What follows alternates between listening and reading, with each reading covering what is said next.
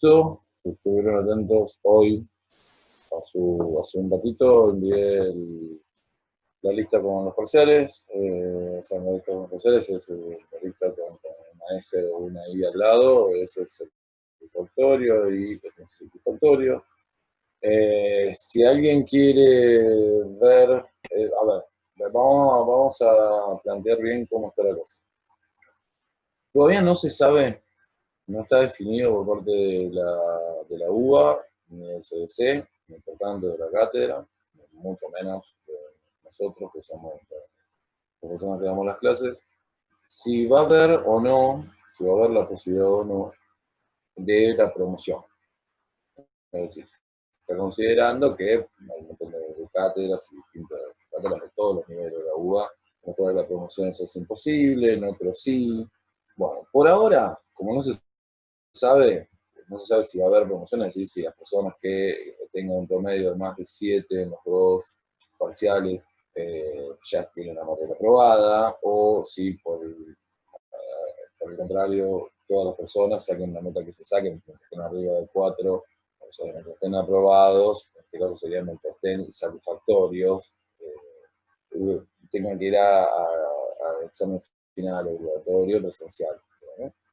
Todavía no se decidió, y al no decidirse, no permitir las personas, como no se decidió todavía, la verdad que es complejo para nosotros encarar. Primero, yo estos parciales los corregí y yo tengo una nota cada una nota numérica, pero no la voy a dar porque sabemos, en caso de que se pueda hacer la promoción, entonces, en caso de que pueda funcionar la promoción, evidentemente le daremos esa nota, porque para hacer la promoción hay que precisamente hacer un promedio de notas numéricas. Si no es así, se va a mantener en satisfactorio o insatisfactorio. Les pido por favor los micrófonos estén abiertos. A ver, esperen que siga invitando gente. Bueno, como eso no lo sabemos por ahora, no se pongan la cabeza, porque la verdad que no tiene sentido, no se sabe, realmente no se sabe si hubiese alguna de las opciones que estuviese más cerca, si no hubiese enterado algo, se los diría. Puede ser que no saben qué hacer. Entonces, por ahora, estamos con ese con bien. En ese contexto, satisfactorio e insatisfactorio, las personas que están satisfactorias, la verdad que no tiene mucho sentido que lo tienen el parcial, porque yo no les voy a dar la nota numérica, les voy a dar las correcciones, pero no saben ni siquiera que se sacaron, no tiene sentido. Las personas que se sacaron insatisfactorio podrían pedirme por mail, no acá, escriben y me dicen, mira, que quiero ver el parcial, lo quiero ver en que me equivoqué. Lo único que les pido es sentido común, responsabilidad. Es decir, la verdad que las personas que les puse insatisfactorios porque es un 1 o un 2. Y es así porque contestaron una o dos preguntas, porque contestaron las 5 o las 5 mal, porque están incompletas, porque no, porque, digo, si lo quieren saber, si realmente ustedes de corazón o estaban seguros de que iban a probar y después no, pero ahora les parece que no, y tienen una duda legítima, perfecto. Ahora, ¿saben por qué se los digo? Porque la verdad que está viendo las cruzadas de esta cátedra y de otras que conozco, de colegas, de compañeros, de amigos, de amigas, en los cuales hay cierto infantilismo en los planteos y parece que la situación tal como se dio supone que todos tienen que aprobar o que todos tienen que ser, no, la verdad que no. La verdad que esto es una cruzada muy accidentada, tan accidentada para ustedes como para nosotros. Nadie tiene la culpa de esto, y en el contexto en el que está se ponen determinadas reglas de juego para la aprobación de la materia, y la materia se tiene que estudiar porque la verdad se tiene que estudiar. Porque, insisto, creo que ahí tienen más recursos que nunca.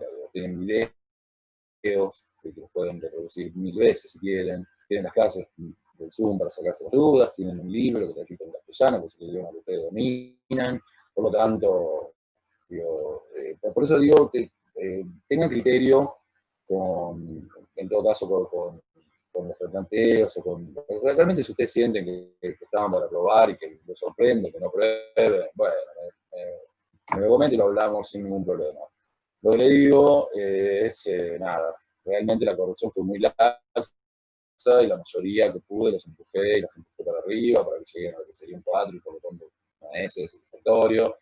Mucho más no se puede hacer, chicos. O sea, La verdad que hay casos que fueron imposibles, directamente. Así que bueno, así, ya dicho esto, vayan fijándose, y cualquier cosa, no quiero mensajes en el chat, no quiero mensajes hoy acá.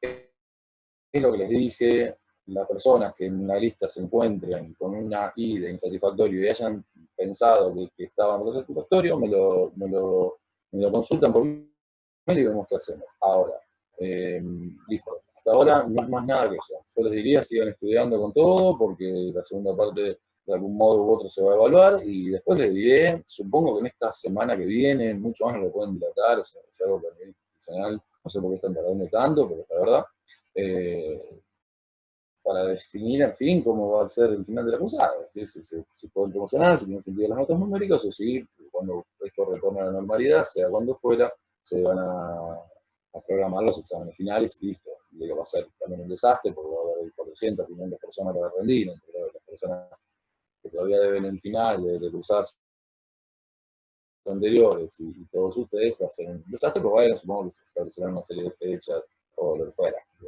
Ahí vamos a poner toda la voluntad que se pueda.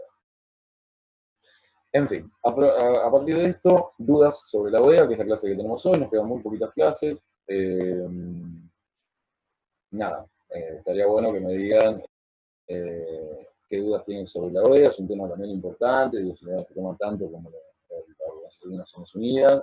Fíjense que es un esquema muy parecido, lo que vemos básicamente son los órganos, o sea, bueno, cuando empezó, cómo se originó, que siempre estamos alrededor de las mismas fechas, siempre para salir de la Segunda Guerra, cómo está compuesta, cómo está compuesta orgánicamente y cómo está compuesto a su vez cada uno de esos órganos, cuáles son las funciones, y lo que es un proceso, que sería un proceso de queja, que sería una denuncia ante la OEA. En este caso, les digo que es de suma importancia entender la diferencia que hay en lo que llamaríamos el proceso judicial. Acuérdense que en la ONU era pseudo judicial, era cuasi contencioso, digo, ¿no? Porque acuérdense que no había una sentencia en sentido estricto, no había una sentencia estricta a nivel judicial como para que uno pudiera en la misma sentencia encontrar los recursos como para hacerla cumplir en caso de no ser cumplida.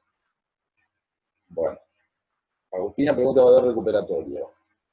Sí, pero todavía no sabemos cómo, ¿ok? No se atribuyen a esto, sí va a haber recuperatorio, van a tener la posibilidad de recuperar o de emparejar una de las dos partes de la acusada, es decir, los que desarrollan las dos parciales, bueno, el recuperatorio es un examen integrador que viene después, de que terminemos el segundo parcial, y los que tengan una parte baja, el primero o el segundo, tendrán una oportunidad de recuperar esa parte. Sigamos. Vamos, no se preocupen tanto por cuestiones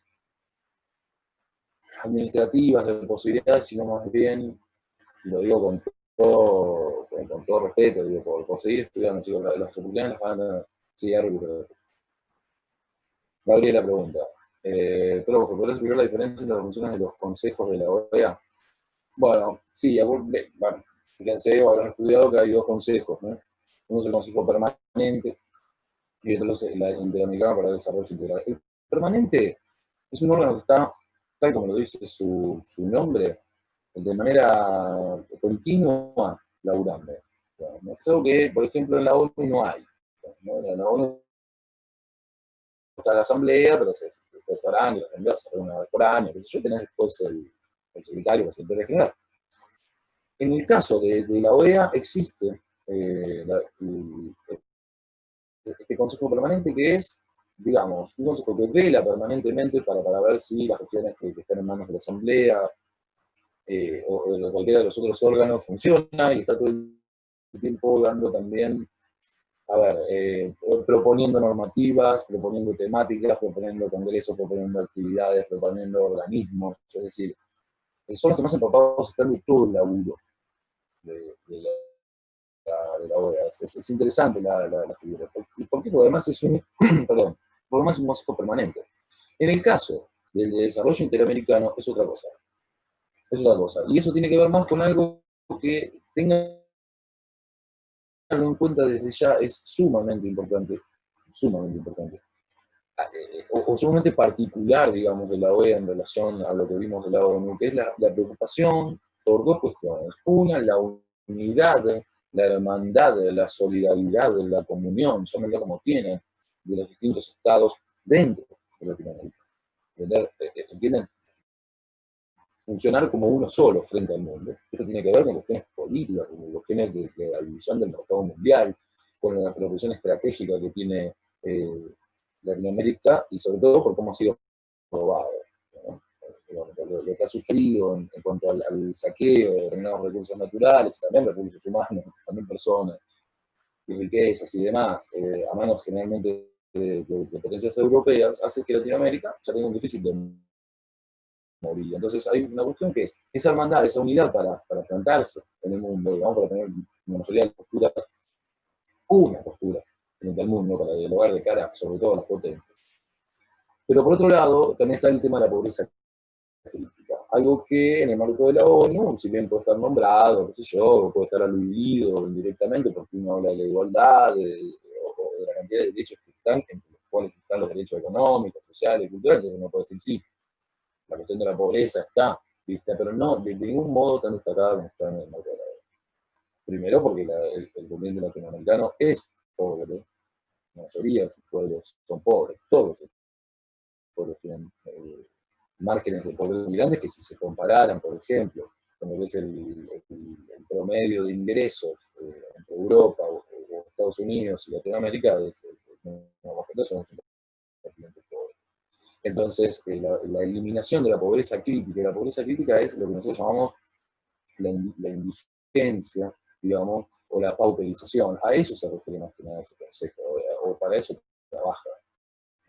El desarrollo, después se pone fórmulas, desarrollo social, qué sé yo, lo puedo llamar como quiera, pero el tema es la eliminación de la pobreza crítica, de esos lugares del continente, sobre todo en el norte de Brasil, sobre todo en Centroamérica, sobre todo los pueblos originarios en distintos lugares del continente, en ciertos lugares de Bolivia, en ciertos lugares de Perú, en ciertos lugares de Paraguay, en ciertos lugares de Argentina, y niveles de pobreza pauperizantes, es decir, personas que no tienen acceso a agua corriente, personas que no tienen acceso a ninguno de los servicios esenciales, personas hambrientas, sin cobertura ninguna de salud, digo, sin... Bueno, a eso se desarrolla ese consejo. Fíjense entonces, ya vayan leyendo entre líneas cómo se tiene que hacer un órgano específico para algo que en el marco de la ONU no se hizo, porque no se considera del todo necesario. ¿Entienden? Porque sí, porque puede ser un problema, pero, sí, pero no es el problema que tienen los europeos, no es el problema que tienen las grandes potencias. En el caso de Latinoamérica sí, más allá de la riqueza que puede haber, natural, y que yo, el lugar que ocupamos como región en la economía mundial hace que la mayoría de los países se dediquen a vender baratas sus materias primas para después comprar caras los productos manufacturados o industrializados. Brasil tiene un poco de industria, pero también tampoco es tan firme. Bien, vamos a otra pregunta. Franco, profe, ser admitida y después de la etapa oral escrita, la Corte dicta la sentencia, que es obligatoria. ¿Quién o qué la hacen cumplir? Si ese Estado no cumple, ¿qué pasa? ¿El Estado ya no sería soberano? No. Bueno, a ver, ¿cómo podemos explicar esto? No, si vos me preguntás si algún día, por una sentencia, en este caso de la Corte Interamericana de Derechos Humanos, la propia OEA o los países que están bajo el pacto de la Convención, o sea, el Pacto de San José de Costa Rica, que son los que están en el marco también de la Convención Interamericana y de la Corte Interamericana. Si algún día hay una sentencia contra un país, por ejemplo contra Argentina, y no la cumple, no, nunca va a venir una comisión de la OEA, ni por las buenas ni por las malas, a imponerlo o a sacarle por la Argentina o sacarle algo a su gobierno. No. ¿Por qué decimos entonces que es obligatoria? Bueno, porque, a ver, uno supone la buena fe dentro de lo que es el esquema del derecho, y uno supone la buena fe, ¿no? Entonces, cuando vos, como Estado, de un pacto, que es el Pacto de San José de Costa Rica, que tiene como implementación la Corte Interamericana, como por funciones judiciales, digamos. Y si vos después aceptaste la competencia de, de los 35 países que están en el marco de acción de la OEA, creo que 20 y pico bancaron en el pacto y asumieron la competencia. Algunos están en el pacto de desarrollo de Costa Rica, pero no aceptan la competencia. En el caso de Argentina, es importante, ya de paso lo digo porque no está en el libro de Argentina, el día a los, no sé, a los 20 días de asumir Mauricio Macri como presidente, la Corte, una vez que él logró poner también a los presos de la Corte, a Rosencrantz y al otro, digamos, son más cercanas a su ideología de centro-derecha, lo que hicieron fue automáticamente sacar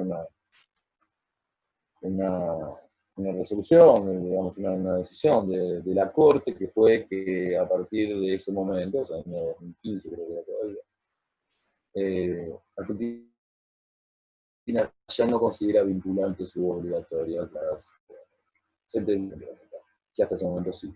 Argentina aceptaba la competencia, la sigue aceptando. Lo que dice es, bueno, pero llegado el momento, no se va a considerar vinculante. La verdad que es ridículo actuar de esa manera, porque si aceptas la competencia de alguien, le va a quedar la entidad jurídica y moral como para juzgar algo, después tenés que aceptar lo que diga.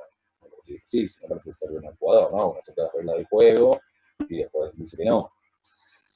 Bueno, volvamos.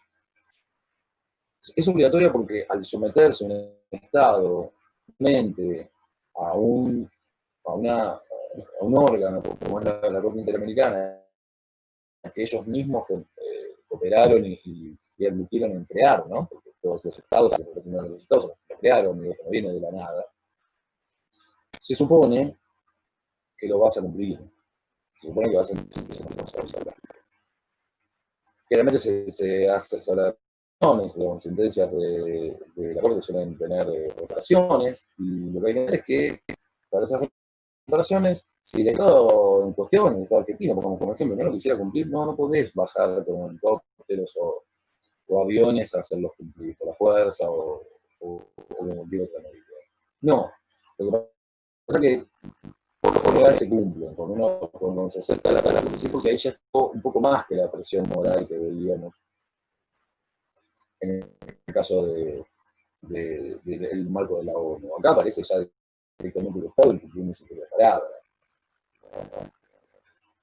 Nuevamente, volvemos a lo que siempre, es decir, aparece efectivamente una instancia internacional en la cual parecería afectar en parte la soberanía de los Estados. Si el gobierno del Estado no respeta los derechos humanos, eso aparece, está, hay instancias, se puede hacer. Y por otro lado, en el fondo, como parece el señor Franco, tampoco es sin incumplimiento de la Corte Interamericana es más grave, porque realmente de cara a la comunidad latinoamericana está incumpliendo la palabra, te quedas como un chanto, vamos a hacer como es. Así que bueno, generalmente se cumple, insisto, cuando se acerca la competencia, porque cada día fue condenado por la muerte de Bulacio, como decía, en el marco de un recital de rock,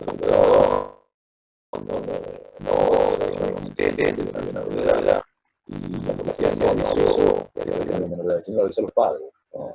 De este pibe de protestante, en un grupo de gente de la localidad ahí de Aldo Box.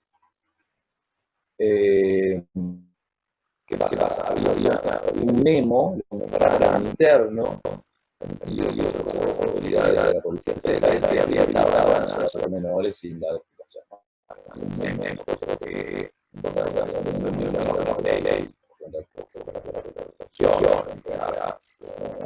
cuestiones que marcan la edad detenido con la cuestión lógica de la potestad y demás,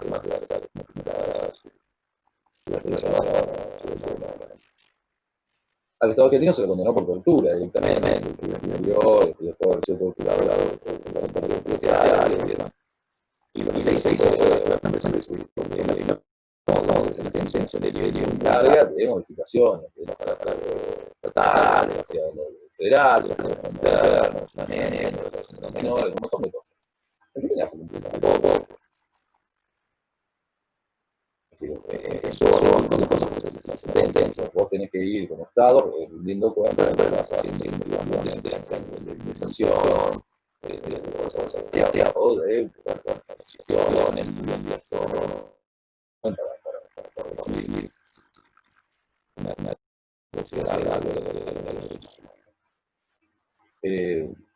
Bueno, sí, la comprensión que alguna mayor jurídico internacional, una carga de Argentina, vamos a la pregunta, Karen. El respecto a los parciales que digo en general, por lo menos a las personas que están acá, que son menos de la social, yo eso lo voy a decir seguramente, las personas que van a decir para hacerse bien, es medio, me parece complicado, me parece que no soy más que yo, para hacerse más claro a algunos compañeros que sí, así, pero bueno, como motivativo, para hacerse dudas y buscar tranquilamente, les digo, no se van a conectar, pero por eso en general, salieron mejor que lo que usaba, que el de los oficiales muy bueno, eso significa que otras personas no han ganado la vez. Entiendo, porque individualmente hay una gestión, entonces, el punto. Y que sí que si no son complicadas, pero eso no se lo voy a decir a personas alguna manera para yo no me doy a seguramente hay alguna que no hicieron, pero sí hay algunas medio irregulares que van a ser también a la hora también pero eso se le ha dado caso y lo defendió haciendo el número de veces.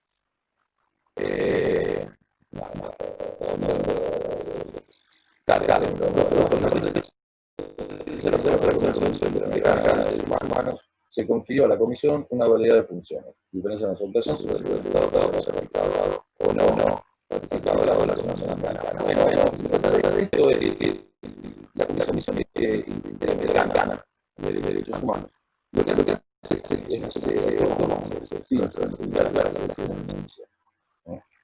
Entonces, la Comisión Interamericana siempre analiza, presenta pruebas, analiza las pruebas en la pero creo que es eso en principio. Hay una necesita que tenga los pide, que son exactamente lo que hemos hablado la semana pasada en el marco de la ONU y también que no haya independencia, que no haya cobertura internacional, y haya tenemos con esas excepciones podemos todo eso para tomar la denuncia, más allá de los servicios de admisibilidad, un poco de juego. Las requisitos de admisibilidad formales, va de última a correr el parte de la demanda la denunciada va a responder, se va a defender y demás. Ahí la Comisión Interamericana tiene dos soluciones. Varias. En aquel momento se puede lograr la solución amistosa, se puede determinar que no se violó los derechos humanos, entonces se vulneró los derechos humanos, se archiva el conjunto. O se puede decir, bueno, si hay una violación de derechos, decirle al país anfitrión cómo puede remediarlo. Y ahí se abre las diferentes funciones. Porque en caso de que está dado que la comisión, insisto, la comisión, no la corte, la comisión haya violado los derechos humanos, no cumpla esa especie de relación, en el cual sería, bueno, sí, tal cosa. En ese caso, la Comisión Interamericana, si el Estado en cuestión estaba a la órbita de hacer toda la competencia de la Corte, se va a elevar a la Corte. Y eso va a ser un proceso de la Corte Interamericana con la sentencia final, ¿no? Que es lo que se ha visto. Pero tiene el libro el último proceso. Ahora bien, en el caso de aquellas, de aquellas de esos estados que no ratificó la Convención Americana, que por lo tanto los Estados Unidos y Canadá, hay por un lado una función consultiva, aparece la función consultiva, digamos, y a ver, ¿cómo explicarlo? Puede actuar igual la comisión, sobre todo la comisión porque existe el marco de la OEA del Estado. Porque los Estados Unidos y Canadá no están en la Casa de San José de Costa Rica y no aceptan la competencia de la Corte. Pero están en el marco de la OEA, no se van de la OEA. Entonces, si no se van de la OEA, la Comisión Interamericana va a tener derecho igual a decir si un Estado violó. Se va a decir igual si Estados Unidos no derechos humanos en el marco de la OEA. ¿Entendés? El problema es que eso no va a tener efectividad y no se va a poder pasar a la Corte. Entonces termina siendo una función casi consultiva, casi decorativa, no sé cómo explicarlo en criollo. Va a poder hacer como una pantomima, digamos, de lo mismo que podría hacer con los otros estados, pero en definitiva no tiene prácticamente sentido alguno, digamos. Ludmila, creo que puedes repetir lo que acabas de explicar sobre Argentina, porque se trabó mucho en entender lo que quiso decir. ¿A qué te referís, Ludmila? Creo que te estás refiriendo a que Argentina ya no admite como vinculantes o obligatorias las sentencias, ¿no? Confirmame que es eso, si querés abrir el micrófono, si no, si era eso lo que entendí. Ok. A partir de la nueva conformación de la Corte,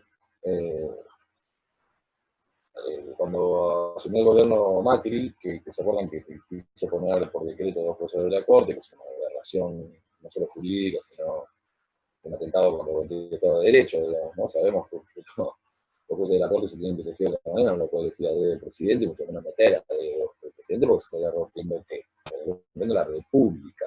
Es casual que hay gente que después es un partido que después habla de la defensa de la República. Bueno, está raro, ¿no? Pero en realidad, ahí, ¿por qué se rompería la República?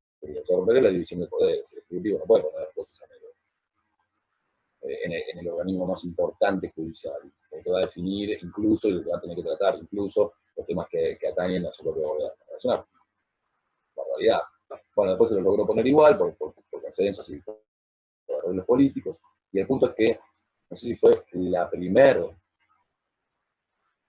resolución que tomaron con la nueva conformación, con dos jueces que ya al responder un poco más a otra ideología de lo que había, lo primero que decidieron fue que Argentina no iba a considerar más obligatorias las sentencias de la Corte. Hay todo un rodeo retórico, porque lo que se dice es que se sigue considerando, que son importantes y se van a seguir teniendo en cuenta, pero lo que se dice es que algunas se pueden considerar, si le parece a la Corte, pero lo que le está diciendo la Corte Interamericana está bien, bueno, se considerará obligatoria y el Estado estará obligado a cumplir o admitir o lo que fuera. ¿No? Ahora, la Corte Argentina también en ese contexto, por el contrario, puede decir que no. Estamos, Argentina puede decir, bueno, va, la Corte dijo esto, pero yo digo que no es obligatorio. Eso es grave institucionalmente, porque Argentina se había mantenido siempre, sobre todo después de la salida de la última dictadura, como tiene un estándar muy alto en derechos humanos para lo que es la región. Que comparen la normativa, sobre todo la normativa para grupos, para minorías, digo, ¿no?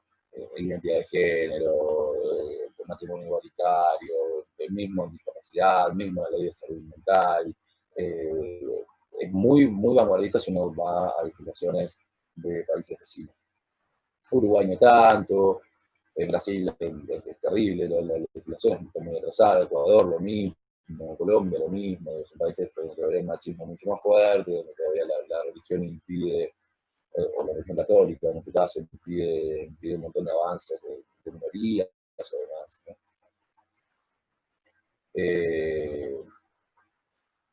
Celeste dice, me pregunta Celeste Rivadeneira sobre el parcial. Sí, mandé, bueno, eso es Agustina. Sí, mandé al mail, fíjate en tu mail que mandé con satisfactorio o insatisfactorio las, el nombre del aula, ¿no? Sería, los que están insatisfactorios sería por debajo del 4. Y si te toca eso, no sé, no me acuerdo lo que sacaste, en caso de que te hayas sacado el satisfactorio, si querés preguntarme, que querés hablar sobre el parcial, o querés ver que tenías mal, me lo conozco. No mucho más que eso. Bueno, eh, nada, me quedan acá poquitos minutos. Nada, si quieren nos enganchamos en la próxima, si tienen algunas preguntas más, le quedamos las preguntas que sobre la OEA y ya arreglamos lo que viene, digamos, ¿no? Más para la salud. Así que enganchense ahora nomás, en 5 minutos, o me conecten enseguida si quieren, y nos siguen preguntando sobre el tema de OEA. Dale.